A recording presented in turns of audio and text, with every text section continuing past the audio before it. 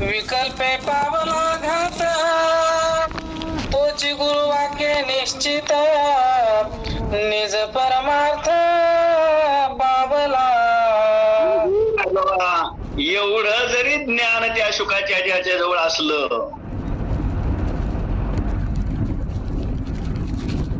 पण तो त्या ठिकाणी त्याचा घात झाला, घात त्या ज्ञानाचा.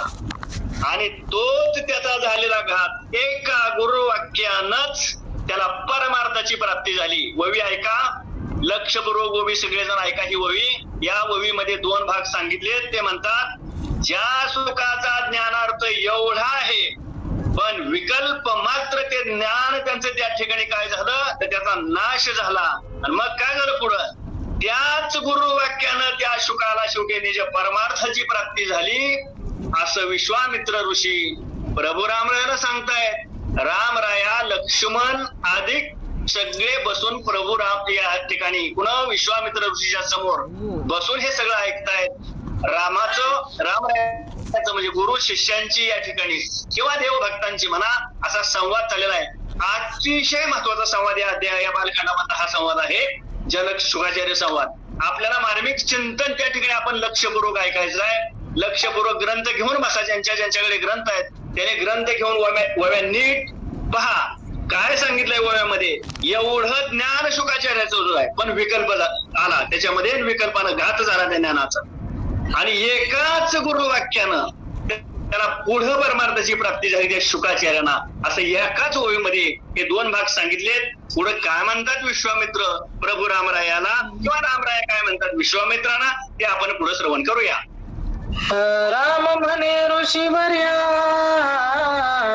ऐकिले वाक्य परमाचर्या ज्ञात पावने शुकवर्या विकल्प धरावया काय कारण. रामराया प्रभू त्या ठिकाणी असणाऱ्या विश्वामित्र ऋषीवर्यांना म्हणतात, गुरुजी तुम्ही म्हणतात की एका वाक्यामध्ये हे त्या ठिकाणी म्हणजे आश्चर्यच वाटतंय. म्हणजे एका वाक्यामध्ये त्या ठिकाणी त्याला परमार्थाची प्राप्ती झाली आणि एवढं मोठं ज्ञान ज्या शुकाचार्याच्या जवळ नांदत होतं, एवढं मोठं कडकडीत वैराग्य त्यांच्याजवळ असताना त्याचा विकल्प व्हायचं काय कारण होतं, कशाचा विकल्प झाला आणि कशाला त्या ज्ञानाचा घात झाला आणि कोण्या गुरुने त्याला त्या ठिकाणी पुन्हा मूळ पायरीवर आणलं म्हणजे परमार्थावर आणलं हे या ठिकाणी कृपा करून तुम्ही मला सांगा. असं प्रभू रामराया विश्वामित्रांच्या पुढे हात जोडून त्या विश्वामित्र ऋषीला बोलू लागलेले आहेत. त्या शुकाची समूळ कथा मज सांगावी स्वामीनाथा ज्ञान पावनी विकल्पता शुकाच्या चित्ता बाणली कैसी. या ठिकाणी आणि नम्रतेनं प्रभू रामराया बोलतायत, गुरुजी ती जी शुकाचार्य कोण आहेत बरं त्याची समूळ कथा मला सांगा. समूळ म्हणलंय, समूळ नुसती कथा मला सांगा म्हणलं नाही. समूळ शब्दाचा अर्थ सुरुवात अथ पासून इति पर्यंत त्याला म्हणायचं समूळ. सांगितलं मला आश्चर्यच वाटतंय म्हणजे त्याचं त्या शुकाची समूळ कथा मला सांगावी. गुरुवर्य कसा त्याला विकल्प झाला आणि त्याच्या चित्तामध्ये ती कसं पुढे त्याला त्या ठिकाणी त्या ज्ञानाची प्राप्ती झाली. आणि ज्ञानात एवढं ज्ञान असताना ज्ञानामध्ये विकल्प येतोच कसा. ज्ञाने म्हणल्यानंतर तर ते श्रेष्ठ असतात आणि त्याच्यामध्ये विकल्प यायचं काय कारण आहे. नाही सांगाच म्हणजे सविस्तर मला सांगा, मला उत्कंठ आहे ऐकण्याची. प्रभू रामराया विश्वामित्राला बोलत आहेत. तोची विकल्प पुढते कैशनी मावळला चित्ते कैशनी पावला विश्रांती हे मज प्रती सांगावे. प्रभू रामराया तो जी विकल्प आहे तो कसा त्या ठिकाणी बांधला, कसा पुढे तो विकल्प निमाला म्हणजे गेला आणि त्या शुकाला पुढे विश्रांती कशी प्राप्त झाली ही कृपा करून तुम्ही मला सांगा. शुकाचं नाव ऐकून आहे मी, परंतु हे त्यांचं जे काय समूळ कथन आहे ते कथन ऐकण्याची उत्कंठा मला आहे. म्हणून विश्वामित्र ऋषीच्या समोर रामराया त्या ज्ञानाची वाट पाहतायत की गुरु खातून येणारे जे अक्षर आहेत ते अक्षर काय सामान्य नसतात. आणि म्हणून प्रभू रामरायाचं आणि विश्वामित्र ऋषीचं वक्ते आहे. म्हणजे आपली पंगती श्रोतेची आहे. म्हणजे प्रभूच्या पंगतीला बसून आजचा अध्याय आपण श्रवण करत आहोत. किती महत्वाचा दिवस आहे बघा आजचा. रामरायाच्या पंगतीला आपण बसलो आहोत. आपल्या वतीनं रामराय त्यांना प्रश्न विचारताय आणि सद्गुरु विश्वामित्र प्रभुराजा त्याची उत्तर देणार आहेत. आणि ते ऐकण्याचं भाग्य तुम्हा मला प्राप्त झालंय. आपण भाग्यवान आहोत. आणि म्हणून ही पुढील कथा जी आता पुढे आहे ती आपण लक्षपूर्वक श्रवण कराल अशी अपेक्षा आहे. विश्वामित्र म्हणे श्रीरामा, तुझ्या पुत्राचे ज्ञान गरिमा, अगाध विचाराची महिमा, नाही सीमा अनुपमे. गुरुजी म्हणतात, हे राघवा, हे रामराया, त्या व्यासपुत्राची गरिमा म्हणजे त्याचा असणारे जे ज्ञान आहे, त्या ज्ञानाचा जो विचार आहे, विवेक आहे, त्याचा महिमा अनुपम्य आहे. म्हणजे अनुपम्य आहे म्हणजे त्याच्यासारखा दुसरा नाही, अनुपम्य आहे. म्हणजे एवढं ज्ञान त्या शुकाचार्याच्या जवळ ना अंधतय, शुकाच्या जवळ ना अंधतय ते ज्ञान. पण असं एवढं ज्ञान असणारा माणूस म्हणजे पदच्युत का बरं? काय कारण आहे? एवढं मोठं ज्ञान जर तुम्ही सांगत आहात तर मग एवढ्या आणि माणसाचा घात या ज्ञानाचा का बरं होतो? सांगावं गुरुजी, सांगा. असं प्रभू रामराय बोलत आहेत. त्या श्री शुकाचा निज विचार, त्याही विचाराचे निज सार, तुझ मी सांगेन साचार, सविस्तर उधारी. हे राघवा, त्या शुकाचार्याचा असणारा जो विचार आहे आणि त्या विचाराचं जे निजसार आहे, त्या विचाराचं जे मंथन करून त्या ठिकाणचे काय आहे ते मी तुला सांगन. फक्त तू काय कर तर सविस्तर अवधारी. सविस्तर अवधारी म्हणजे कसं? जर एकही ववी घेतली आता सोडू नको. सुरुवातीपासून शेवटपर्यंत ह्या वव्या सगळ्या ऐकल्या तर मग हे का घडलं हे प्रकरण, का रामायणामध्ये आलं हे प्रकरण, हे तुम्हाला आम्हाला सुद्धा कळेल. म्हणून रामरायाच्या पंगतीला बसण्याचं भाग्य आपल्याला प्राप्त झालंय. गुरुजी म्हणतात, ऐक ना, कसं ऐक, सर्वांगाचं कान करून ऐक. ज्ञानोबा एका ओळीमध्ये असं सांगतायत बघा. ते म्हणतात, हे इंद्रिय जात आघवे, श्रवणाच्या घरी रिघावे, मग संवाद सुख भोगावे. गीताख्य हे अर्जुना, तुला जर हे ऐकायचं असेल तर सगळ्या इंद्रियाला एकवटून श्रवणाच्या घरी घेऊन ये, म्हणजे कानाच्या ठिकाणी घेऊन ये आणि सगळ्या इंद्रियाचं कान करून ही कथा ऐक, म्हणजे तुला कळेल काय. तसं प्रभू, हे रामा, तू या ठिकाणी सविस्तर कथा श्रवण कर. तुला हे लक्षात भाडं नाही दिलं मरायचं काम संध्याकाळ काही गाड्या गेल्या मतदान देतील का लोक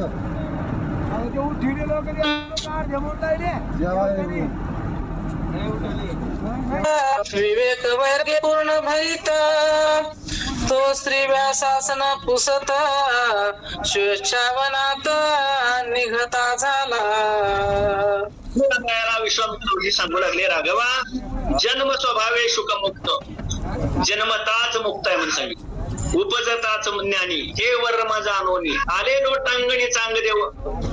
ज्ञानोबरायच्या बद्दल माहित आहे. ज्ञानोबराय कुठल्या शाळेमध्ये गेले, मुक्ताई कुठल्या शाळेमध्ये जात होते, एवढं काही नाही.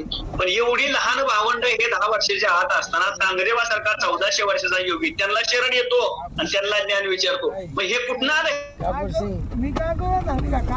जवळ हे ज्ञान. तर त्याचं कारण असं आहे, उपजताच ज्ञानी म्हणायचं त्याला.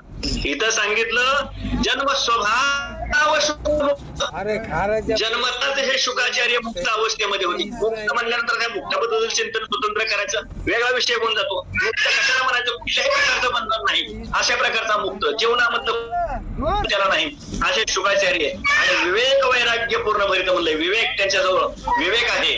त्यांच्याजवळ विवेक कशाला म्हणतात? विवेकाची व्याख्या विचारसागरामध्ये अशी सांगितली, लोकापासून पार लोकापर्यंत जे सगळे भोग आहेत, भोग, आणि त्या भोगाच्या त्यागाची इच्छा त्याच्या जवळ आहे.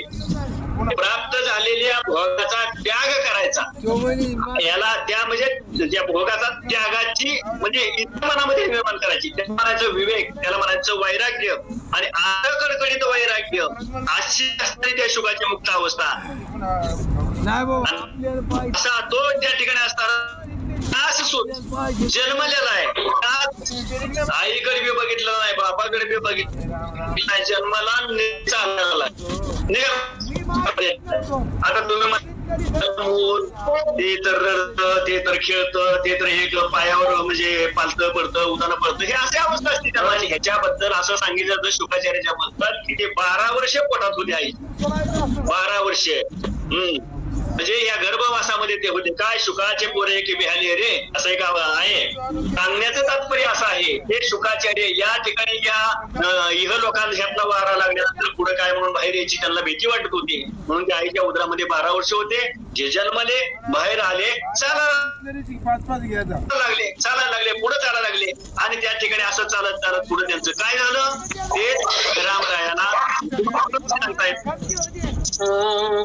शुकेन नगता संन्यास संपूर्ण, व्यासाशी न पुसतांची जाण, निघाला पण सर्वस्व त्यागे. काय त्याला सांगितलं नाही बोला. तुम्हाला हा बोला ना ताई. अहो ते माईक पण चालू आहे त्यांचं, ते शिवराम पण आहे ते त्यांचा, ते व्यक्तीसरांना पण करा म्हणायचं.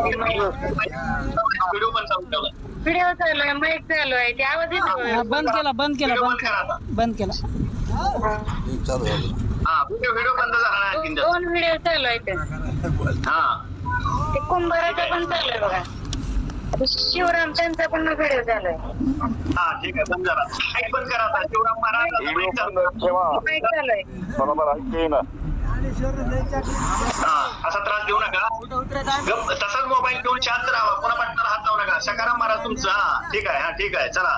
तर या ठिकाणी सांगितलं म्हणजे शुक अशा तऱ्हेनं म्हणजे या ठिकाणी जमान्यात सच्च्या वनामध्ये निघालेले आहेत.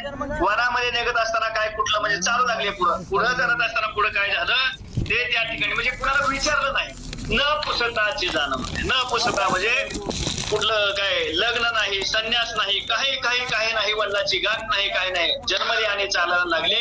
अशी त्या शुकाची अवस्था आहे. रामप्रभूला आणि विश्वामित्र ऋषी शुकाचार्यांचं समूळ कथन सांगतायत. थोडासा बारकावा आता लक्ष द्या, या पालथवयामध्ये खूप बारकावा आहे आणि तो बारकावा आपल्यासाठी फार गरजेचा आहे, म्हणून करता लक्षपूर्वक श्रवण करा. चला आम्हाला उतरून द्या. शुकेन करिता पाणी ग्रहण, न घेता संन्यास संपूर्ण, व्यासाशी न पुसतांची जाण, निघाला पण सर्वस्व त्यागे. तुम्ही त्या ठिकाणी बरं शुकाने त्या ठिकाणी कुठले पाणी ग्रहण म्हणजे कुठल्याही प्रकार लग्न केलं नाही, संन्यास घेतला नाही, वडिलांना आपल्या काही विचारलंही नाही आणि सर्वस्वाचा त्याग म्हणजे काय केलं, जसे जन्मले तसे सगळं हे मागं टाकलं, आई वडिला सहित सगळं, आणि सहज वनामध्ये चालायला लागले. निघालेत, कुठं जात आहेत बघूया. निघाले शुकाचार्य. अशी त्या शुकाची अवस्था आहे. रामरायाला विश्वामित्र ऋषी बोलतायत. त्या शुकाची पूर्ण स्थिती, देखोनी व्यासासी अति प्रीती, तेने सुखे शुका प्रती, पुत्रासक्ती धाविनला. ची स्थिती पूर्ण आहे म्हणून सांगितलं. शुकाची पूर्ण स्थिती वडिलाच्या लक्षात आली. वडिलाला कळालं की आपला मुलगा हा ज्ञानी आहे, बुद्धिवान आहे, विरक्त आहे, हे लक्षात आलं. पण शेवटी बाप आहे ना, आपल्या मुलाबद्दल त्याच्या अंतकरणामध्ये ज्याला प्रीती म्हणलंय, कळवळा म्हणलंय, तो असतोच. आणि म्हणून करता त्याला काहीतरी योग्य अशा प्रकारचा मार्ग दाखवावा आणि योग्य मार्गाला लावावा, हा वडिलाच्या मनातला हेतू ग्रंथकर्ते सांगतायत. आणि म्हणून तिथं म्हणलंय पुत्रा आसक्ती धाविन्नला. म्हणजे काय झालं, आपला मुलगा निघालेला आहे आणि त्याच्याबद्दल आसक्ती यांच्या मनामध्ये निर्माण झाली आणि त्याच्या पाठीमागे धावू लागले. Sir sir sir sir Jawale, बाप मुलगा पुढं, बाप माग, मुलगा पुढं, बाप माग, असं चालू लागले. कुठपर्यंत गेले वाचा. पुत्र प्राप्तीचे व्यासाची सुख, त्याचे पाहावया मुख व्यासाशी अत्यंत हरिखा एक आवश्यका शुकाशी म्हणे आपल्याला मुख न दाखवताच निघालाय, त्याचा मुख तरी आपण बघावं, त्याची भेट तरी आपण घ्यावी आणि योग्य मार्गाला त्याला लावावं. तो कुठं चाललेला आहे असं त्या शुकांना वाटलं. त्याच्याबद्दलचा स्नेह अंतःकरणामध्ये निर्माण झालेला आहे, आनंद झालाय मुलगा झाल्याचा. आणि म्हणून त्या शुकाच्या पाठीमागे व्यास धावतायत, पळतायत आणि हाक मारतायत, हे शुका थांब, हे शुका थांब, हे शुका थांब. असं त्या ठिकाणी व्यास पाठीमागून धावत आहेत, बोलत आहेत आणि शुक मात्र पुढे चालत आहेत. मी शुक नव्हे एक देशी, तो मी सर्वभूत निवासी, हे प्रचिती आवया व्यासासी, वृक्ष त्यासी ओ देती.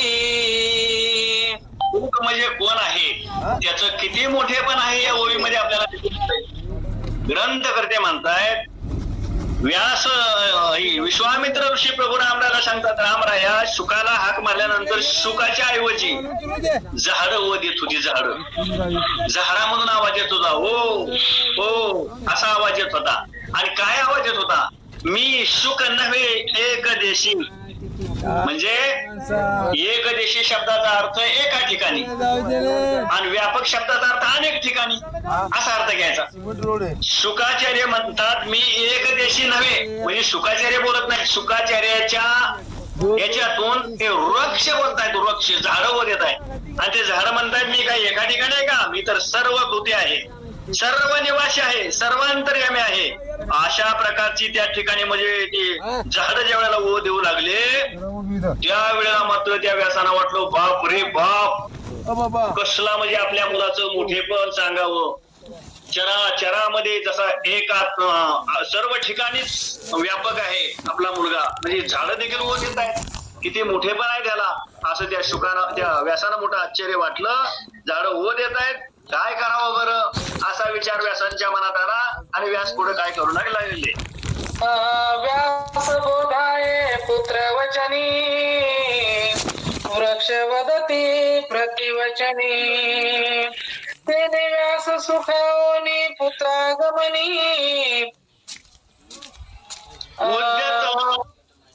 पुत्रगमनी म्हणजे मोठ्यानं हाक मारतायत, शुका थांब, शुका थांब, शुका थांब. आणि वृक्ष वृक्ष बोलतायत त्या ठिकाणी. त्यावेळेला वृक्ष असे बोलत असताना शुकाचार्य हाका मारतायत, वृक्ष ओ देतायत. त्यावेळेला व्यासाला वाटलं की बापरे, या ठिकाणी मुलाची ख्याती किती अनुपम्य आहे, काय त्याचं वर्णन करावं. अशा तऱ्हेने ते व्यासाच्या लक्षात आलं. शुकाचार्य पुढंच चालतायत, व्यास पाठीमागच चालतायत, त्याला हाका मारतायत आणि हाक मारल्यानंतर शुकाच्या ऐवजी वृक्ष ओ देतायत. अशा प्रकारचं हे प्रकरण आहे, कथा आहे. आणि हीच कथा प्रभू रामरायाला विश्वामित्र ऋषी सांगतायत. शुका म्हणताची जाण, वृक्ष ओ देती आपण, तिने शुकाचे पूर्णपण व्यासाशी पूर्ण कळवले. ज्या वेळेला त्यांनी ऐकलं व्यासानी आणि प्रत्येक वृक्षाला कान लावला तर वृक्षच त्या ठिकाणी बोलतायत प्रत्यक्षात. आणि त्यावेळेला मात्र व्यासाला वाटलं की आपला मुलगा कुणी सामान्य नसून आपल्या पोटी आलेला जो हे अपत्य मुलगा जो आहे हा प्रत्यक्ष पूर्ण ब्रह्म आहे, हा ज्ञानी आहे, वैराग्यशील आहे. असं त्यांनी त्या ठिकाणी वाटतं. व्यास म्हणजे काय हो, जग उच्चिष्ट व्यास उच्चिष्ट जगत्रय म्हणलं. व्यास म्हणजे काय साधी गोष्ट आहे. आणि अशा व्यासांचा पुत्र असा आहे म्हणल्यानंतर काय तो सामान्य आहे नाही. आणि म्हणून त्यांना हे पूर्ण लक्षात आलं की हा पूर्ण आहे, हा प्रत्यक्ष परब्रह्म स्वरूप आहे. परंतु हा त्या ठिकाणी असा चाललेला आहे, याला आपण थांबवलं पाहिजे, ह्याची आपण भेट घेतली पाहिजे, हा विचार व्यासांचा आहे. आणि असा विचार व्यासांचा असताना व्यास पुढं काय करतायत त्याचं चिंतन आपण ऐकूया. आयशे असताप पूर्णपण, त्या माझे विकल्पाचे विंदान, मुख्यत्वे श्री वाक्याचे श्रवण, ते विकल्प पूर्ण तैसी. या ठिकाणी प्रभू राम रायाला विश्वामित्र ऋषी सांगतात, हे रामा, अशा प्रकारचं पूर्णपण त्या शुकाच्या मध्ये आहे हे व्यासाला कळलं. आणि व्यासाला कळलं, परंतु ते शुकाचार्य असे चालले आहेत, पण या अशा एवढ्या पूर्णपण असणाऱ्या ज्ञानी महात्मा, वैराग्यवान महात्मा, ह्याच्या ज्ञानाचा घोटाळा झाला कुठं नेमका? तर रामराया म्हणते, विश्वामित्र म्हणतात, हे राघवा रामराया, त्याचा घोटाळा एका स्त्रीच्या वाक्यानं झाला. हा, स्त्रीच्या वाक्यानं कुठं झाला? स्त्रीची कुठं शुकाचार्याची गाठ पडली? आणि कुठल्या स्त्रीच्या वाक्याने ह्याच्या ज्ञानाचा घोटाळा झाला? असं त्या ठिकाणी प्रभू रामरायाचा प्रश्न आहे. आणि विश्वामित्र ऋषी बोलतायत, असं त्या ठिकाणी म्हणले एवढं होण्याचं कारण एका स्त्रीचं वाक्यच आहे. आणि त्या एकाच वाक्यानं त्याच्या ज्ञानाच्या ठिकाणी विकल्प गेला आणि विकल्पानं त्या ज्ञानाचा घात झाला. याचं कारण आहे स्त्री वाक्य. मग ते स्त्री वाक्य कुठलं वाक्य? स्त्रीचं वाक्य म्हणजे कोणतं वाक्य नेमकं? कृपा करून त्या ठिकाणी विश्वामित्र ऋषी प्रभू रामरायाला सांगत आहेत. शुके स्त्रिया नाही देखील दृष्टी, नाही स्त्रियांची घेतली भेटी, त्यांची अन्योक्ती ऐकता गोष्टी, विकल्प पोटी शुकाच्या. प्रभू रामरायाला सांगत असताना विश्वामित्र ऋषी प्रभू रामरायाचा बद्दलचा प्रश्नही निर्माण करतात.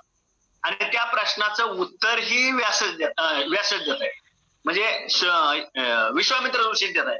हे रामा, तुम्ही म्हणत असाल की एका स्त्रीच्या वाक्यानं शुकल्पाच्या विकल्पाचा घात झाला, त्या ज्ञानाचा घात झाला, तर ते वाक्य मग कसं, कुठल्या स्त्रीकडे हे गेले होते?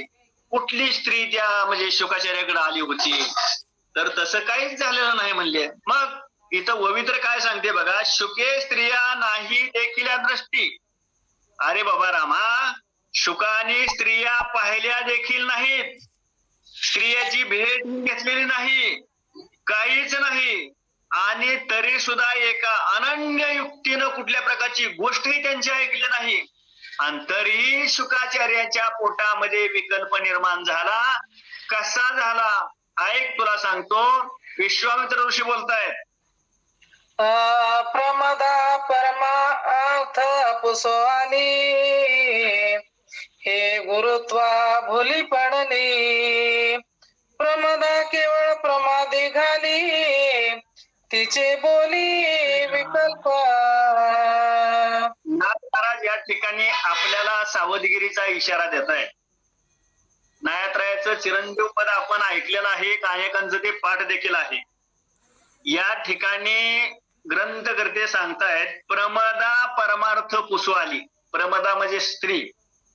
आणि एका गुरुकडे गेली आणि गुरुकडे जाऊन त्यांना त्या ठिकाणी विचारायला लागली की मला काहीतरी परमार्थाचं सांगा बरं गुरुजी. त्या गुरुजी त्या परमार्थात त्या असणाऱ्या प्रमदेला काहीतरी सांगायला गेले आणि सांगायला गेल्यावर गुरुजीला भूल पडली तिथं. आणि अशी भूल पडली की ती गुरुजी त्या प्रमदेच्या याच्यामध्ये विरघळूनच गेले सगळं. त्यांचं स्वतःच गुरुत्व पद त्यांच्या लक्षातच आलं नाही की आपण कुणाशी बोलतोय, कोणाला बोलतोय, काय बोलतोय. अशी अवस्था एका स्त्रीच्या वाक्यानं होते.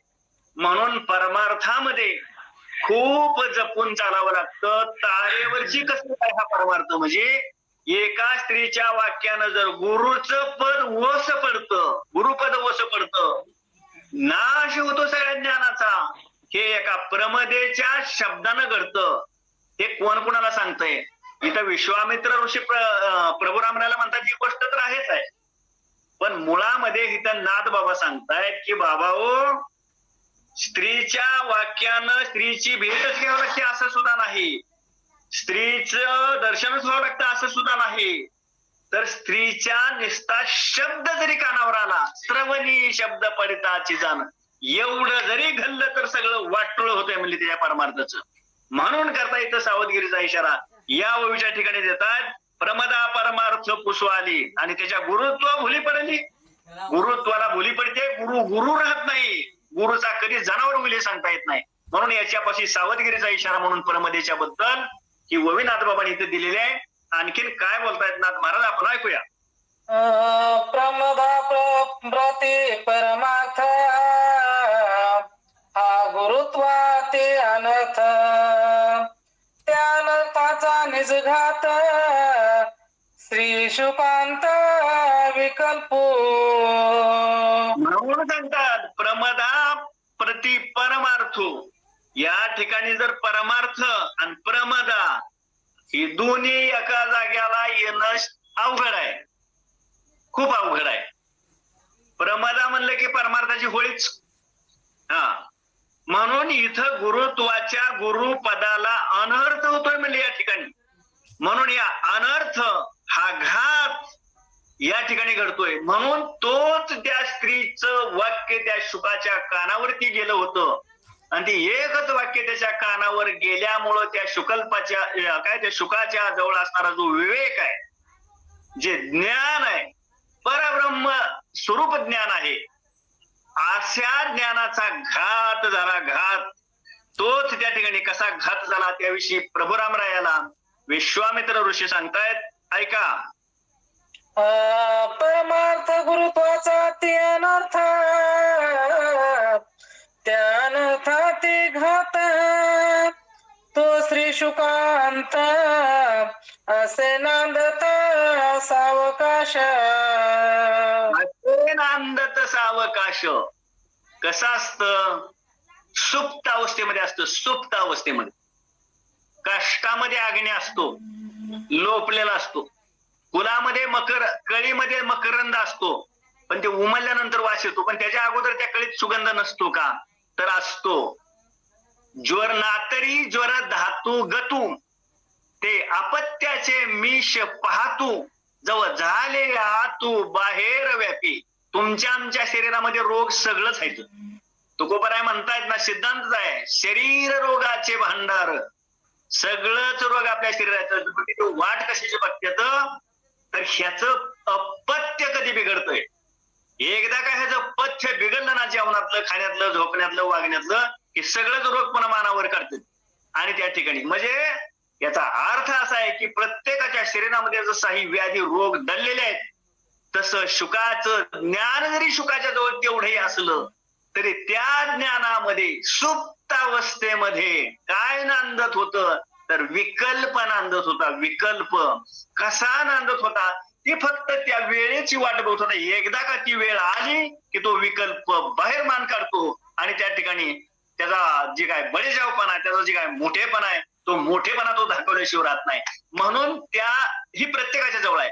कोणी किती ज्ञानी असू द्या, त्याच्या ज्ञानामध्ये ही सुप्त अवस्थेमध्ये. आता तुम्हाला सांगितलं ना, जसं प्रत्येकाच्या शरीरामध्ये रोग आहेत. लाकडामध्ये अग्नी आहे, फक्त त्याला काडी लावायची वाट बघतो. एकदा का काडी लावली तो भडकतो. अग्नी आहेच, अग्नी नक्कीच आहे, फक्त काडी लावावं लागते त्याला. काडी लावली की ती धडधड जळतो. तसंच आहे, फुलामध्ये सुगंध आहेच आहे, शरीरामध्ये धातुगत त्या ठिकाणी सगळं आहेच आहे, सगळं आहे, फक्त त्या वेळेची ती वाट बघतं. शुकाचार्य ज्ञानाचा पुतळा आहेत, विवेक चुडामणी आहेत, वैराग्याचा म्हणजे मेरू काय खांब आहे नुसता, एवढं सगळं आहे. पण तरी सुद्धा ग्रंथकर्त्याने शेवटच्या तुकड्यात जे सांगितलं नाही, तर म्हणतात असे नांद तो सावकाश. ते ज्ञानामध्ये तो विकल्प त्या ठिकाणी सुप्त अवस्थेमध्ये राहत असतो, म्हणजे सुप्त अवस्थेमध्ये असतो. एक ओवी आहे बघा ज्ञानोबरायची, अशी ओवी गोड आहे. ते म्हणा नाना अप्रौढ बाळकी तारुण्य राहे थोकी न फुलता कळी की अमोद जायचा. ज्ञानोबराय बोलतात. काय म्हणतात? तर प्रत्येक लहान मुलगी असते, लहान मुलगी 4 वर्षाची असते, तिच्या 4 वर्षाच्या त्या शरीरामध्ये तिचं 16व्या वर्षी जे असणारं जे काय तारुण्य आहे, ते तारुण्य त्या स्त्रीच्या कुमारी अवस्थेमध्ये असतं. फक्त ती वयात आली ना, ते सगळं प्रकट होतं. अगोदरच त्यात फक्त ती वयाची वाट बघत असतं. 16 वर्षाची कावा होती, 20 वर्षाची कावा होती, त्यावेळेला ते तारुण्य असं उफाळून येतं. तसं तुमच्या आमच्यामध्ये हे सगळं सुप्त अवस्थेमध्ये सगळे गुण दोष हे सगळं भरलेलं असतात. फक्त ती वेळेची वाट बघतात की संधी कधी मिळते, ते लगेच बाहेर येतात. त्याप्रमाणे हे ज्ञानोबरायचं प्रमाण आहे, सिद्धांत आहे हा. त्याप्रमाणे शुकाचार्य एवढे विवेक ज्ञान चुडामणी जरी असले तरी सुद्धा त्यांच्यामध्ये हा विकल्प म्हणजे सुप्त अवस्थेमध्ये सावकाश नांदतोय म्हणून सांगतात नाथबाबा. प्रभू रामराया ऐक रे रामा, पुढं काय झालं त्या शुकाचार्याचं सांगतो तुला, लक्ष देऊन ऐक. रामरायाला विश्वामित्र ऋषी बोलू लागले, सिद्ध सरोवरा प्रती नग्न अप्सरा स्नान करीते, शुक जाता आत्मस्थिती, त्या सो इच्छा खेळती निर्लज्ज. प्रभू रामरायाला विश्वामित्र ऋषी सांगतायत की हे राघवा, सिद्ध नावाचं सरोवर आहे मोठं म्हणले, त्या सरोवराच्या ठिकाणी काही स्त्रिया स्नान करत होत्या. स्नान करत होत्या. स्त्रियांचं स्नान म्हणजे कसं असतं हे काय सांगावं लागतं का? त्या स्नान करत होत्या आणि त्या विशेष म्हणजे अप्सरा होत्या. आणि अशा स्नान करत असताना शुकाचार्य आपल्या आपल्या स्थितीमध्ये रममान आहेत, आत्मस्थितीमध्ये. त्यांना काही देणं घेणं नाही कशाचं. प्रत्यक्ष असताना जर झाडं उभं देतात म्हणल्यानंतर ते काय सामर्थ्य कमी आहे का त्यांचं? काय नाही. आपण म्हणत नाही त्या ठिकाणी आत्मनिर्धार दुल्लत असो अशा अवस्थेमध्ये शुकाचार्य निघालेले आहेत. सरोवरामध्ये ते अप्सरा स्नान करतायत. त्या स्त्रियांच्या अंगावरती कुठल्या प्रकारचं वस्त्र नाही. नग्न हा शब्द इथं टाकलेलाच आहे. आणि शुकाचार्य असे निघत असताना त्या स्त्रिया खेळतायत त्या सरोवरामध्ये. पाणी एकमेकीच्या अंगावर पाणी शिंपडायचं, पोहवायचं, इकडं तिकडं शिवणाभावानीचा खेळ खेळायचा. अशा तऱ्हेचं असून त्या ठिकाणी त्यांचं आपलं छंदामध्ये ते आपल्या रममान झालेले आहेत. आणि शुकाचार्य आपल्या आपल्या छंदामध्ये ब्रह्मानंदे लागली टाळी, कोण आले हा ते सांभाळे. काय ध्यान घेणार त्या शुकाचार्याला? कुठल्या स्त्रिया, कुणाला स्त्रिया, काय काय त्यांना बी काय माहित नाही, स्त्रियांना बी काय माहित नाही. पण शुकाचार्य मात्र त्या सरोवराच्या ठिकाणाहून असं बाजूने आपलं ते निघालेले आहेत. स्त्रियांचं स्नान चालू आहे. आपण आणखीन ह्या 4 ओव्या लईच लक्षपूर्वक ऐकाव्या. काय घडतंय पुढे लक्षात ठेवा. मागुनी व्यास येता देखते, अप्सरा ते सलज्ज होती, एकी वस्त्र आड करीती, एकी बैसती उदकांत. त्या सरोवराच्या पासून कडेने शुकाचार्य पुढे निघून गेले आणि त्याच शुकाचार्याच्या पाठलाग करत पाठीमागून व्यास आले. व्यास आल्यानंतर त्या स्त्रियांनी व्यासाला पाहिलं आणि व्यासाला पाहिल्यानंतर त्या स्त्रिया पाण्यामध्ये बुडाल्या. झालं की एवढंच झालंय. काय ह्याच्यापेक्षा दुसरं काय सांगितलं नाही. लाजल्या. शुकाचार्य गेले, निघून गेले. आणि हा ज्या वेळेला त्या ठिकाणी चालला म्हातारा त्याचा बाप, त्यावेळेला मात्र त्या स्त्रियांनी काय केलं तर आपल्या अंग सावरलं म्हणा, पदर घेतला म्हणा, काही वस्त्र लावलं म्हणा किंवा पाण्यामध्ये बुडल्या म्हणा, पण त्याने आपलं शरीर भाव जो आहे, जे अवयव आहेत ते अवयव झाकण्याचा प्रयत्न केला. म्हणजे काय झालं तर त्या स्त्रिया लाजल्या. एवढंच फक्त झालं. पुढे काय झालं वाचा. शुक तरुण नग्न गती, जाता अप्सरान लाजती, मी वृद्ध यांचे आजाचे स्थिती, मज का लाजते देवांगना. बघा, शुकाचार्य पुढे निघून गेले. शुकाचार्य होते. शुकाचार्य विशेष म्हणजे नग्न पण होते. शुकाचार्याच्या अंगावर कुठल्याही प्रकारचं वस्त्र नव्हतं, लंगोटी देखील नव्हती. शुकाचार्य निघून गेले आणि तरुण होते, नग्न होते, निघून गेले. आणि मी जात असताना ह्या अप्सरा त्याला लाजलेल्या नाही त्या, आणि मला बघितल्यानंतर मात्र त्याच्याकडे पाण्यामध्ये बुडल्या. त्यांना माझी लाज वाटली आणि त्याच्याबद्दलची लाज नाही वाटली. असं कसं काय झालं बरं? तरुण मुलगा, वस्त्र त्याच्या अंगावरती नाही, त्याला त्या लाजत नाही. आणि मी म्हातारा माणूस, पांढरी शिपट माझी दाढी झाली, 60 वर्ष म्हणजे 75 ज्येष्ठ नागरिक मी, आणि मला बघून मात्र ह्या पाण्यामध्ये बुडल्या. असं कसं काय? त्याला लाजत नाही तर मला मात्र लाजले. असं कोणाला वाटलं? व्यासाना वाटलं. आणि म्हणून त्या ठिकाणी ते व्यास असं त्या ठिकाणी व्यासांचं जे मनोगत आहे ग्रंथकर्त्यांनी आपल्या पुढे प्रगट केलेलं आहे. अशी अवस्था त्या ठिकाणी झाली. प्रभू रामरायाला विश्वामित्र ऋषी बोलतायत. शुकाचे ठाई त्यांची आसक्ती, त्याची निर्लज्ज अवयव दाविती, मी वृद्ध नावडे चित्ती, याला गिला जती स्वर्गांगना. व्यासाच्या मनामधला हा विचार आहे. व्यास म्हणतात की शुकाचार्य हा तरुण आहे. शुकाच्या ठिकाणी त्या असणाऱ्या स्त्रियांची आसक्ती असावी, त्यांना तो आवडत असावा. आणि मी मात्र वयस्कर आहे, म्हातारा माणूस आहे, मी त्यांना आवडत नसावा. म्हणून त्या ठिकाणी म्हणजे त्याला त्या ठिकाणी उघडं वागडं त्या ठिकाणी सगळे शरीर अवयव त्याला दाखवतात आणि मला ज्याबद्दल मात्र त्या ठिकाणी झाकून घेतात, आपलं शरीर झाकून घेतात. बरोबर आहे असं त्या ठिकाणी कुणाला वाटतंय? व्यासाला वाटतं. हे व्यासाचं मनोगत नाथ बाबा आपल्याकडे मांडतायत. प्रभू रामरायाला विश्वामित्र ऋषी सांगतायत. काय झालं पुढं? हा अप्सरांचा भाव हे त्यांचे पाशी पुसो जावो, अभ्यासांचा अभिप्राव तो प्रश्न पर्याव पुसत. बरोबर आहे. व्यासांच्या मनामध्ये विचार आला की या ठिकाणी हे जे घडलंय आपल्या डोळ्यात देखत, आता प्रत्यक्षात आपण डोळ्यांनी पाहिलंय, हे त्यांना विचारलं पाहिजे. अप्सरांच्या मनामधला जो काय भाव आहे तो आपण जाणला पाहिजे, विचारलं पाहिजे की का बाबा तुम्ही म्हणले मला बघून त्या ठिकाणी लाजता, माझा तर्णाबांड मुलगा जवळ गेला त्यावेळेला मात्र तुम्ही लाजत नाही, असं त्यांना विचारावंच म्हणजे आपण हे काय आहे म्हणून. असं व्यासांना वाटलं आणि व्यास त्या स्त्रियांच्या जवळ हे विचारण्यासाठी व्यास महाराज त्या स्त्रियांना काय प्रश्न करतायत, तेच प्रश्न हितच सगळा घोटाळा ह्या अध्यातला आहे. काय प्रश्न आहे बघा आता व्यासाचा आणि काय उत्तर आहे बघा त्या स्त्रियांचं, आणि ह्याच्यातनं काय घडतंय एवढं नीट लक्षपूर्वक आहे का? श्री सुकाशी का नाही लाजल्या ती, मज लाजल्या ती कोण्यार्थी, हे परम प्रमाण निश्चितार्थी, माझी प्रश्नोक्ती सांगावी. व्यास महर्षी त्या स्त्रियांना म्हणतात की मुलीनो, माझा तरणा मुलगा माझ्या समोरून इथनं तुमच्या समोरून जात असताना तुम्ही थोडं देखील त्याला लाजलेला नाहीत, आणि मला बघितल्यानंतर मात्र तुम्हाला लगेच लाज वाटली. कोणता अर्थ तुम्ही घेतला याच्यामध्ये? असं तुम्ही का केलं? तरण्या मुलाला माझ्या तुम्ही लाजत नाही, माझ्यासारख्या वयस्कर तुमच्या बापासारखा आज्यासारखा मी आहे, मला मात्र तुम्ही लाजताय. याचं कारण काय आहे? हा प्रश्न व्यासाने त्या स्त्रियांना विचारलाय आणि त्या स्त्रिया या व्यासाला ज्या प्रश्नाचं उत्तर काय देत आहेत आपण पुढे ऐकूया. ऐकून व्यासाची प्रश्नोक्ती, हसुनी अप्सरा बोलती, जैशी ज्याची अंतर्वृत्ती, तैसे त्या प्रती व्रतो आम्ही.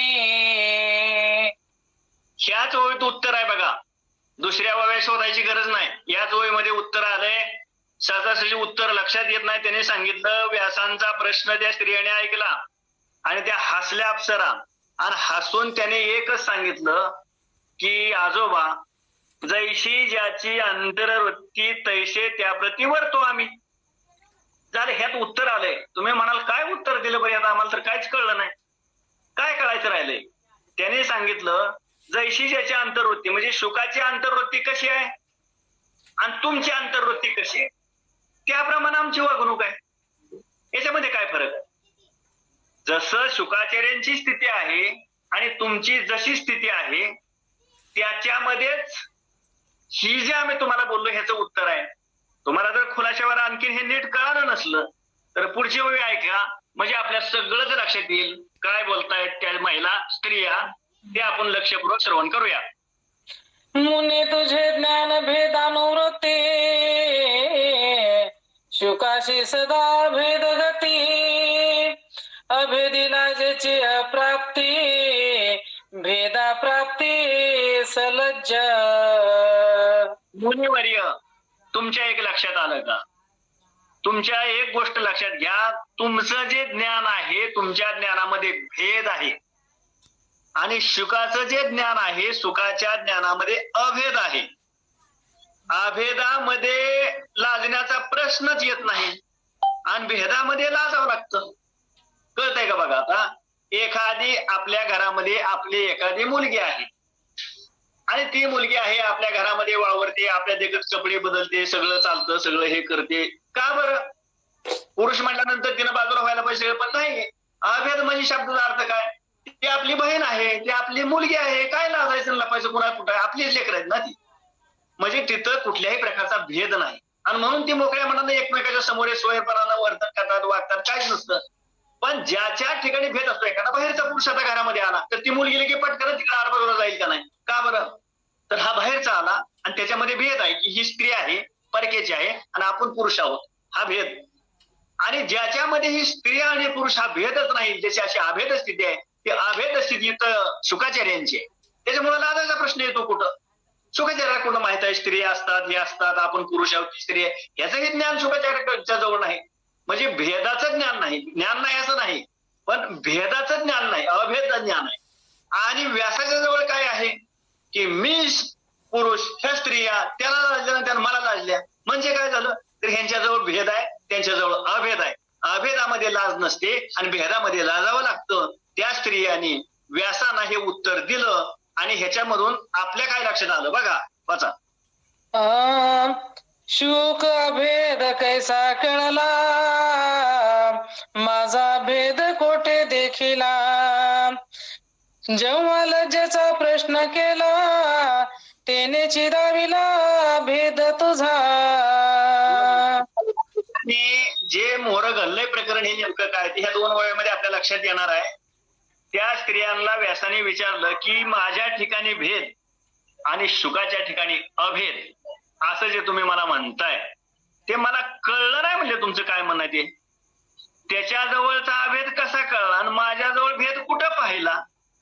म्हणजे कळला आणि देखिला असा आहे. 2 तुकड्यात 2 शब्द आहेत. एका तुकड्यात कळला आणि दुसऱ्या ठिकाणी देखिला. ह्यात आहे बरं का गंमत, ह्या 2 शब्दात आहे. शुकाच्या ठिकाणचा अभेद कसा कळला असं विचारलंय आणि माझ्या ठिकाणचा भेद कुठं बघितला असं विचारलंय. आणि ह्याच ओळीत आता उत्तर दिलंय. काय दिलंय?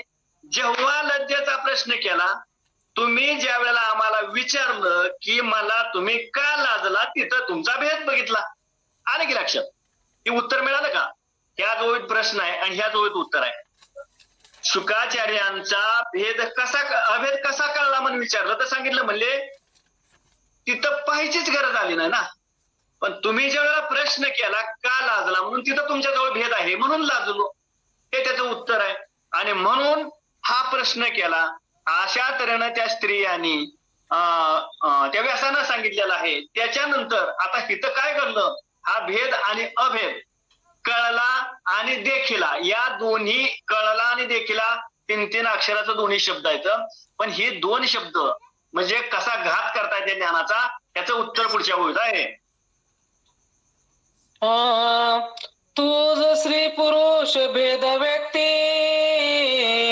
या लागी तू केली प्रश्नोक्ती, शुकाची सूक्ष्म भेद गती, स्त्री पुरुष व्यक्ती देखेना. स्त्री पुरुष भेद अशा प्रकारचं जे प्रश्न केला त्या प्रश्नामध्येच तुमच्या प्रश्नाचं उत्तर दडलेलं आहे.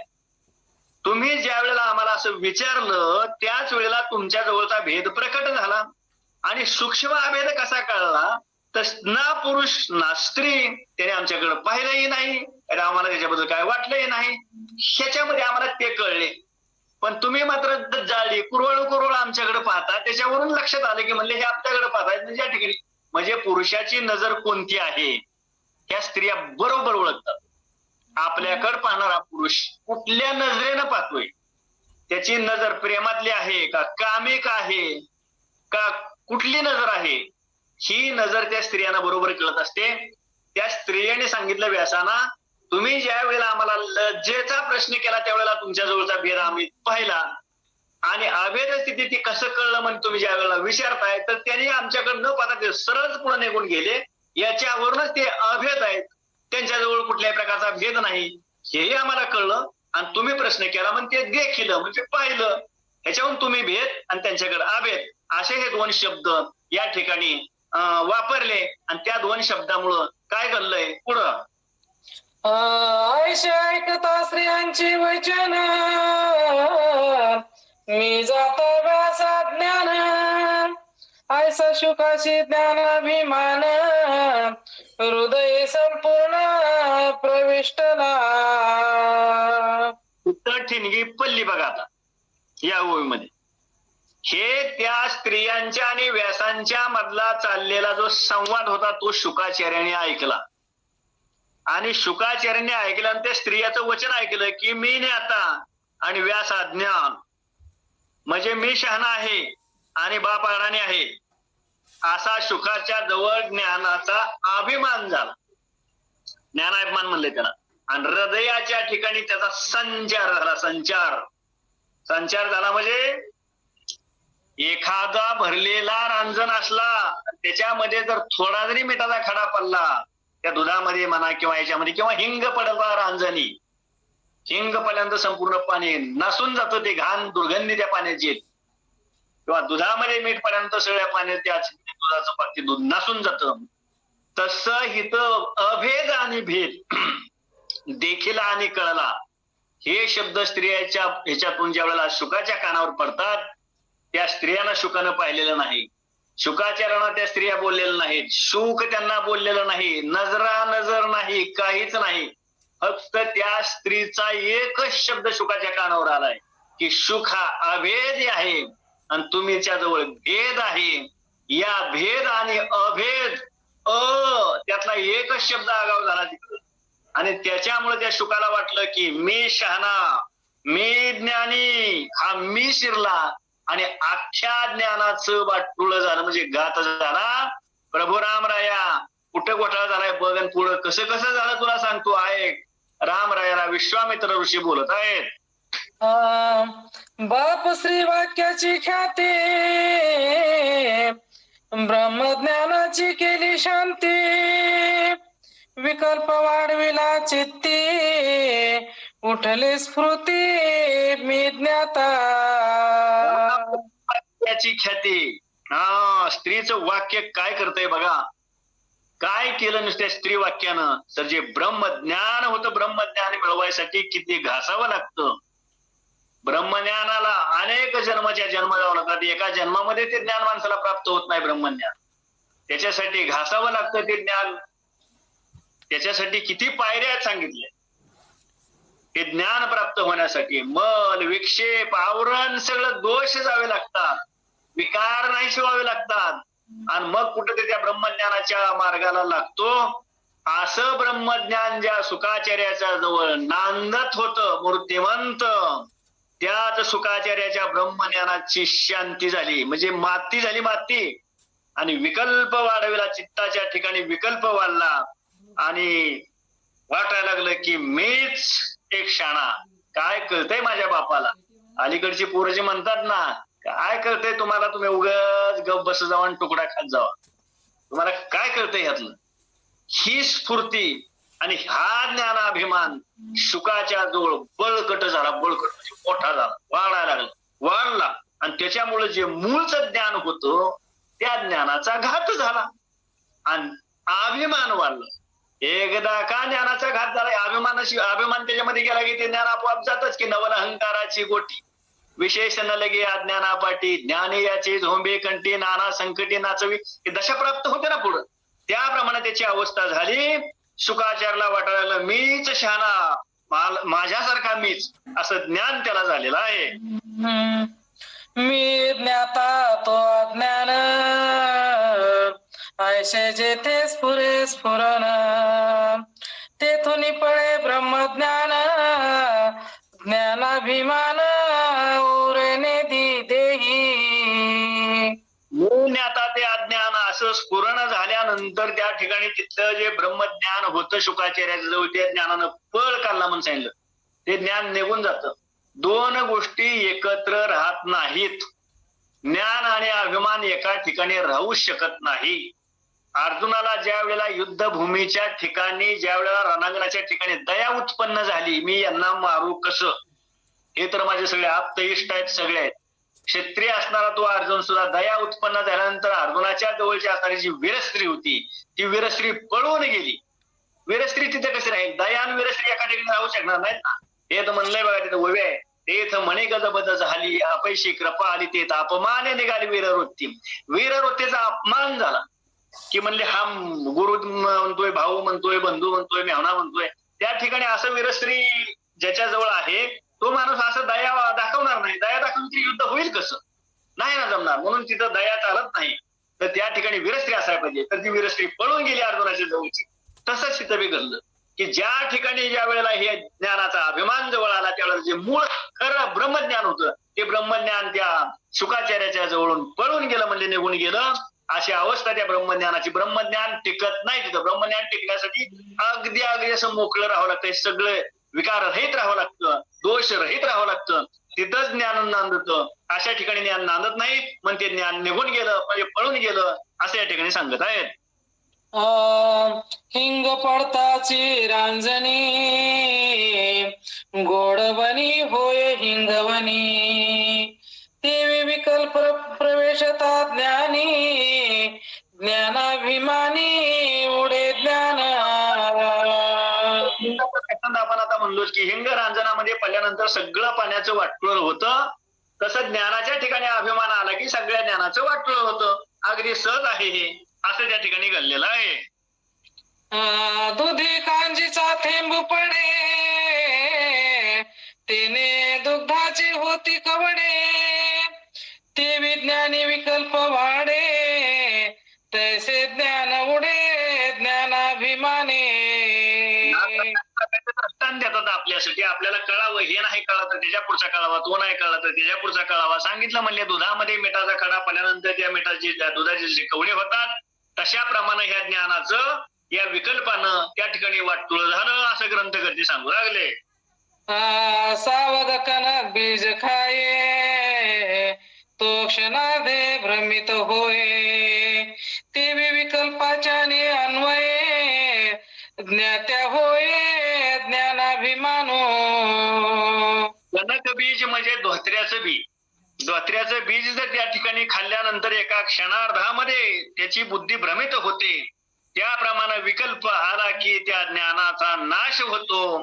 हे अगदी सत्य आहे. तसं या ठिकाणी घडलेलं आहे. प्रभू रामरायाला या ठिकाणी विश्वामित्र ऋषी सांगत आहेत. व्यासा ज्ञान भेद दृष्टी मी सज्ञान ऐक्य पुष्टी ऐसा विकल्प शुकाचे पोटी श्री वाक्यासाठी दृढ झाला. व्यासा ज्ञान आहेत, भेददृष्टी आहे त्यांची, आणि मी मात्र सज्ञान आहे आणि माझ्याकडे मात्र अभेद आहे. या विकल्पानं घर केलेलं आहे. शुकाच्या पोटामध्ये तो विकल्प नांदू लागलेला आहे. ज्ञान निघून गेलेला आहे. हे एवढं सगळं घडलं कशानं? याचं एकच उत्तर. याचा जर आपण शोध घेतला सगळ्यांनी तर एका स्त्रीच्या वाक्यानं झालंय. ती स्त्री शुकानं पाहिलेली नाही. शुक त्या स्त्रीकडे गेलेला नाही. ती स्त्री शुकाकडे आलेली नाही. ती स्त्री पाण्यातच आहे. शुकाचार्य भारावरून निघून गेले. फक्त तिचा शब्द कानावरती पल्ल्यावर जर एवढं होतंय तर जी या ठिकाणी स्त्रियांच्या मध्ये रममान झालेले जीव आहेत त्यांचं काय होत असेल देव जाणे. म्हणून या ठिकाणी ग्रंथकर्ते हा सावधगिरीचा इशारा या साधकांच्या साठी देत आहे. या रामायण वाचक सूचकासाठी देत आहे. कीर्तन प्रवचनकारासाठी हे सांगतायत. हे सामान्य लोकांसाठी सांगत नाहीत. ज्यांना काहीतरी वाटतं आपण कोणतर आहोत त्यांच्यासाठी हे चाललंय. ऐकणारे साधे साधे माणसं लय चांगली, पण हे असं काय थोडंफार ज्ञान झालेली जे असतात अर्ध्या हळकुंडाने पिवळी झालेली त्यांचं भल्या भल्याच जर ब्रह्मज्ञानाची जर माती होत असेल तर हे तुमचं आमचं ज्ञान कसं टिकू शकेल. म्हणून करता हे ज्ञान टिकवण्यासाठी इथं आवश्यक आहे ते म्हणजे वैराग्य, आणि ती म्हणजे याच्यातून सर्व म्हणजे हे ग्रंथकर्त्याने आपल्याला वारंवार सांगितलेलं आहे सगळं की बाबा संगत विशेष म्हणजे सत्संग इथं महत्वाचा आहे. अशा कुसंगतीने हे सगळ्या गोष्टी त्या ठिकाणी घडतायत. म्हणून करता याच्यात पासून सावध राहिलं पाहिजे. अशा प्रकारचं प्रबोधन या ठिकाणी ग्रंथकर्ते करत आहेत. दीप मालवल्या पाठी काजळीची पोहणी उठी ते विज्ञान जातांची शेवटी अति गर्व उठे ज्ञानाभिमाने. मारवल्या पाठी दिवा विजल्यानंतर पाठीमाग जशी त्या ठिकाणी काजळीच राहते. काय राहतं काजळीशिवाय दुसरं? तसं ज्ञान गेल्यानंतर शेवटी गर्वच शिल्लक राहतो ना. मीच माझ्यासारखा त्या गर्भाशिवाय दुसरं काही शिल्लक राहत नाही. म्हणून करता हे जर सगळं टाळायचं असेल तर काय केलं पाहिजे? त्याच्यासाठीचा आजचा अध्याय अत्यंतिक महत्वाचा अध्याय आहे. पुढे काय झालं शुकाचार्याचं? विश्वामित्र ऋषी प्रभुरामराला काय सांगतायत ऐका. बुद्धीचे विवेक ज्ञान विकल्प मात्रे होय क्षीण, गुरुवाक्याती निपुण ते ज्ञान पूर्ण निश्चय. कशामुळे झालं? तर हे शुकाच्या जवळ असणारं जे ज्ञान होतं ते स्वयंबुद्धीचं ज्ञान होतं. स्वयंबुद्धी म्हणजे स्वतःची बुद्धी. स्वतःच्या बुद्धीनं झालेलं जे ज्ञान असतं ना, त्या ज्ञानाला असा दगा होतो, दगा फटका होतो त्यात. का बरं? तर त्याच्यामध्ये गुरुचा कृपा नसते, गुरुचा प्रसाद नसतो, त्यानं गुरु केलेला नसतो. त्याच्यामुळे ते ज्ञान असं लुळं ठरतं. म्हणून माणसं काय स्वतःच शाने असतात आणि ती म्हणतात आम्ही नाही बाबा, म्हणले कुठल्या महाराजाला मानत नाही, आम्ही कोणाला मानत नाही, आम्ही कोणाकडून काय घेत नाही, आपलं मुळात म्हणले आपलं काय असं म्हणतात. म्हणून त्या ज्ञानाला असा धोका असतो. म्हणून त्या ठिकाणी जर ज्ञान आपल्याला घ्यायचं असेल तर ते गुरुकुंड घेतलं पाहिजे. गुरुकुंड घेतलेलं ज्ञान हे निपुण असतं आणि स्वयंबुद्धीला झालेलं हे ज्ञान जे असतं त्याच्यामध्ये विकल्प असा घोटाळा करतो आणि त्या ज्ञानाचं वाटलं होतं. म्हणून ज्ञान कसं घ्यावं हे ज्ञान प्राप्त होण्यासाठी म्हणून ज्ञानोबराय म्हणतात ते ज्ञान पैगा बरवे जरी मण्याथे आणावे तरी संताया भजावे सर्वस्वेशी. ते ज्ञान संता कुठं आलं पाहिजे, ते ज्ञान गुरुकुंड आलं पाहिजे. शुकाचं ज्ञान ते तसं आलेलं नसल्यामुळं या ज्ञानाचं वाटोळं झालं असं ग्रंथकर्ते सांगू लागले. जो ज्ञानानुभव गुरुचे ठाई ते ज्ञान अति अक्षयी, विकल्प नरी घेते ठाई अति अनपायी गुरु ज्ञान. ज्ञानाचा अनुभव ज्या गुरूंच्याकडे असतो ते ज्ञान परिपक्व झालेलं असतं, ते पिकलेलं असतं आणि ते असं परिपक्व झालेलं ज्ञान गुरु अगोदर ते अनुभवतात आणि ते अनुभवून आचरतात, साचार अनुभव घेतात त्याचा आणि मगच ते ज्ञान त्या ठिकाणी आपल्या शिष्याला आपल्या पुत्राला ते ज्ञान देतात. म्हणून तशा मार्गाने ते ज्ञान यावं लागतं. त्या ज्ञानाला कुठल्याही प्रकारचा धोका नसतो आणि असं त्या ठिकाणी उपजत आलेलं जे असं ज्ञान असतं त्या ज्ञानाला विकल्प असा त्याचा घात करतो. म्हणून ते ज्ञान गुरुकुंडच घेतलं पाहिजे हेही ग्रंथकर्त्यांना सांगायचं आहे. गुरुवाक्य विन जे ज्ञान ते क्षयरोगी जन्मले जाण, विकल्प मात्रे सांडी प्राण ते क्षीण पायी. गुरुवाक्याविना ज्ञान जे प्राप्त झालेलं आहे ते क्षयरोगी आहे म्हणून सांगितलं. क्षयरोगी म्हणजे कसं असतं, ते टिकत नाही. क्षय म्हणजे कसं असतं, ते चंद्र असतो ना पौर्णिमेचा, पहिल्या दिवशी पूर्ण असतो, दुसऱ्या दिवशी 1 तासानं कमी होतो, तिसऱ्या दिवशी 1 तासानं कमी होतो, चतुर्थीला 2-3 तासानं कमी होतो. असं करता करता हरपतावसे नाहीच होय, तो पूर्ण नाहीसा होतो आमुष्यापर्यंत. तसं हे जे ज्ञान असतं ना हे ज्ञान कमी कमी कमी कमी होत जातं, नाशाला पावतं ते ज्ञान. स्वतःच ज्ञान, स्वतःच माणसं काय स्वतःला शान समजतात ते तसं ज्ञान असतं. म्हणून ते ज्ञान काय तर क्षयरोगाप्रमाणे आहे म्हणून सांगितलं, क्षयरोगाप्रमाणे. म्हणून क्षयरोग म्हणजे अलीकडल्या भाषेत कळायचं तर टीबी म्हणते ती, त्याप्रमाणे ते ज्ञान असतं. म्हणून असं ज्ञान काही कामाचं नाही तर ते ज्ञान गुरुमुखातून आलं पाहिजे, हे ज्ञान महत्वाचं आहे. आचार्यवान पुरुष वेद हे वेद वाक्य प्रसिद्ध, गुरुवाक्य ज्ञान विशुद्ध प्रजा प्रबुद्ध गुरुवाक्य. सूत्र सांगितलंय आचार्यवान पुरुषो वेद, हे वेद वाक्य प्रसिद्ध आहे. आचार्याकडूनच ते ज्ञान घेतलं पाहिजे आणि तेच ज्ञान त्या ठिकाणी शुद्ध असतं आणि प्रबुद्ध असतं आणि म्हणून तेच ज्ञान आपण घेतलं पाहिजे. गुरुला शरण गेलं पाहिजे आणि गुरुकडून ते ज्ञान प्राप्त करून घेतलं पाहिजे. त्या ज्ञानाला कुठल्याही प्रकारचा धोका होत नाही, म्हणून त्या ज्ञानाला महत्व आहे. म्हणून तर त्या ठिकाणी गुरु करायचा, गुरुकडे त्या ठिकाणी त्यांच्याकडे जायचं, त्यांच्याकडून ते घ्यायचं, त्यांची सेवा करायची. तनु मनोजीवे चरणाशी लागावे, अगरवता करावे दास्य सगळं. मग अपेक्षित जे आपुले जे सांगितले पुसले ज्यांना अंतकरण बोधले संकल्पा नाही, या उक्तीप्रमाणे ते ज्ञान आपण घेतलं पाहिजे आणि तसंच घ्यावं असं वर्णन या ठिकाणी केलेलं आहे. गुरुवाक्य विन सर्वथा ज्ञाननासे